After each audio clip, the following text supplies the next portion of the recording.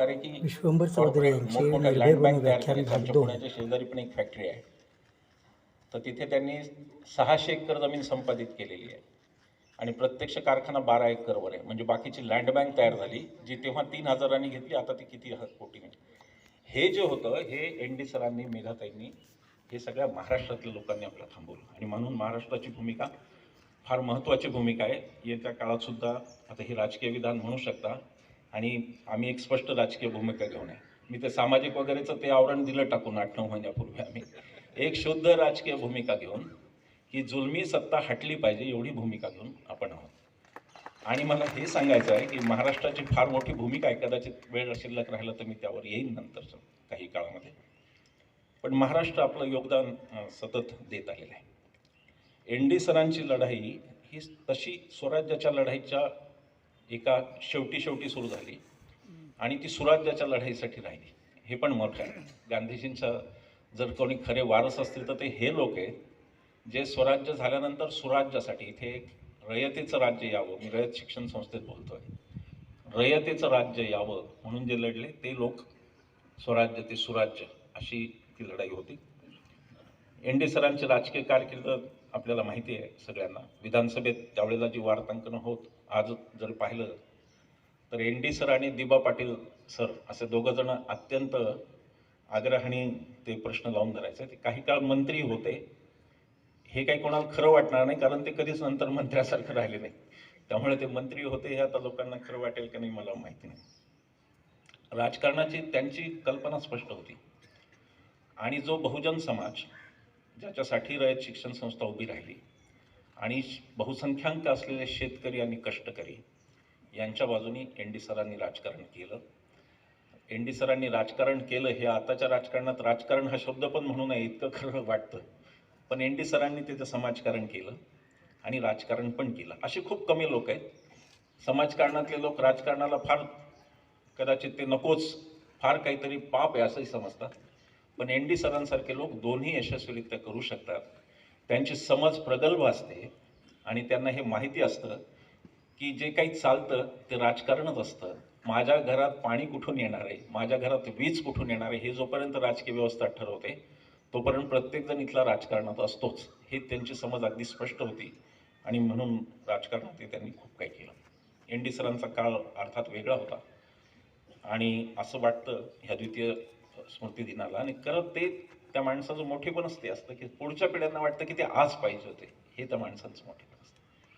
देशाचा एक अत्यंत अवघड काळ आलेला असताना एन.डी. सर आपल्यात नाहीत. खरं म्हणजे काही दिवस ते वार्धक्याने ॲक्टिव्ह पण कमी होते, पण तरी एन.डी. सरांचा एक आधार सगळ्यांना महाराष्ट्रातले असायचा की ते आहेत, हा एक आधार असायचा. मला आनंद वाटतो की सरोजताईंनी पुढे त्यांचा दोन्हीकडून त्यांचा वारसा आहे, सासरी माहेरी दोन्हीकडचा त्यांचा वारसा आहे, त्याही तो वारसा चालवत आहेत आणि ज्याच्यावर हल्ला झाला त्याला अजून निर्भय करत आहेत. ही मला फार महत्त्वाची गोष्ट वाटते आणि मी सरोजताईंचा खरंच आभारी आहे. ज्या पिढीतून ते त्यांचं राजकारण झालं ती पिढी वेगळी होती. आता नेते फ्लेक्सवर येतात, फ्लेक्समधून नेते येतात. आता कोणत्याही शहरात गेलं तर कोणीतरी एक दादा बाबा मोठा फोटो त्याचा आणि 25-30 लाचार चेहरे त्याच्या तिथे लावले. हे सगळ्यांना लक्षात येतं की यांनी स्कीम आणली नाही तर हे जगूच शकत नाही, असं ते त्याच्यामध्ये फ्लेक्सचं राजकारण सुरू आहे. ते फ्लेक्सचं राजकारण नव्हतं तेव्हा काही मिळण्याची आशा पण नव्हती. ईडीच्या बदल्यात मंत्रीपद ही पण ॲडजस्टमेंट तेव्हा नव्हती, कारण सत्ताच नव्हती भारतात. सत्ता इंग्रजांची होती आणि ती माणसं येत होती. ती कशी येत होती? एन.डी. सरांसारखे लोक कसे आले राजकारणात? आजच्या काळात जन्माला आले तर ते येतील का, असा एक प्रश्न आपण स्वतःला विचारून पाहायला हरकत नाही. हे लोक राजकारणात कसे आले आणि त्यांना आणणारे कसे होते हा मुद्दा असतो. गांधीजींनी या देशातले जे राजकारणी त्या पिढीत घडवले त्या सगळ्यांना गांधीजींनी आधी आम आदमी बनवलं. आम आदमी पार्टीच नाही म्हणत आहे, सामान्य माणूस बनवलं. कृपलानी, आचार्य कृपलानी नोकरी सोडून आले आणि गांधीजींना म्हणाले की आता मी आंदोलनासाठी नोकरीचा त्याग करून आलो, बोला मी काय करू. गांधीजी म्हणाले की कस्तुरबा चटणी कुटतीये, तिला मदत करा. सरदार पटेल सुद्धा अत्यंत, सरदार गांधीजींच्या 4 वर्ष आधी बॅरिस्टर झाले होते आणि सरदारांची धोधो प्रॅक्टिस होती. गोधळा हे गाव फार वेगळ्या कारणासाठी प्रसिद्ध आहे, पण सरदार तिथे प्रॅक्टिस करायचे आणि ते गांधीजींना आपल्याला माहिती आहे की गांधीजींचा पहिला खटला त्यात त्यांची तत-पप झाली आणि सरदार मुद्दाम तो बघायला आले होते. कोई तो बॅरिस्टर पोरबंदर से आया है, क्या बोलता है देखेंगे असं म्हणून. मग अशा आपला उल्लेख राहिला घाडगे साहेब, सॉरी. आणि गांधीजींची तत-पप झाली आणि सरदारांनी एक शेरा जाता जाता मारला, अरे येतो भगोडा बॅरिस्टर निघला. त्याच सरदारांनी लिहिलंय की पुढच्या काही महिन्यात हा भगोडा बॅरिस्टर माझा नेता कसा झाला ते मलाही कळलं नाही. सरदार अतिशय उंची राहत, बिलियर्ड्स खेळत, ते सगळं सोडून सरदार खादीमध्ये आले. सरदार खादी घालायला लागले आणि गांधीजींच्या सहकारी. किती उदाहरणं सांगता येईल. जी माणसं राजकारणात येत होती ती अशा पद्धतीने येत होती, ती फक्त त्याग करून येत होती. बाबासाहेबांनी जर ठरवलं असतं लंडनच्या कोर्टात प्रॅक्टिस करायची तर प्रचंड पैसा त्यांना कमवता आला असता, पण बाबासाहेब इथे आले, परत आले भारतात. सरदार पटेल परत आले, सगळेच, नेहरू परत आले. नेहरू आता नेहरूंच्या बद्दल बोलावं का नाही का हल्ले होतील मला माहीत नाही. नेहरूंचा जरा फार संवेदनशील विषय झालेला आहे. पंडित नेहरू व्हॉट्सअप विद्यापीठाने काय काय कथा प्रसूत केल्या, पण सोन्याचा चमचा तोंडात घेऊन आलेला आणि जाताना मरताना स्वतःच्या नावावर एकही सातबारा न ठेवणारा एकच नेता होता म्हणजे पंडित. 9 वर्ष या माणसाने जेलमध्ये काढली. त्यांचे वडील प्रिव्ही काउन्सिलचे म्हणजे लंडनच्या सुप्रीम कोर्टाचे मोठे वकील होते त्या काळात, प्रचंड कमाई करत. ते सोडून नेहरू इथे आले होते. आता जर नेहरू आले तर त्यांना पश्चाताप होईल मी का आलो. त्यांनी व्हॉट्सअप पाहिले तर अजून पश्चाताप होईल. पण ते सोडून ते आले. एक प्रेरणा या लोकांना घेऊन आली की ही मंडळी इथे आली, भारतात आली आणि आपल्या लोकांसोबत राहायचं आणि आपल्या लोकांचे प्रश्न सोडवायचे आणि आपल्या लोकांना स्वातंत्र्य द्यायचं, ह्या प्रेरणा घेऊन ती मंडळी आली. त्याच पिढीचे, खरं म्हणजे थोडंसं उशिरा असेल पण त्याच पिढीचे एक नायक म्हणून मी एन.डी. सरांकडे पाहतो.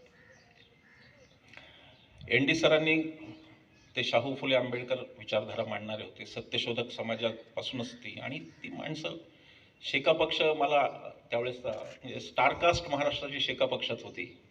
Sir, ND. सर, दिबा पाटील, गणपतराव देशमुख, आमच्या परभणीचे अण्णासाहेब गव्हाणे एकाच एक नेते होते.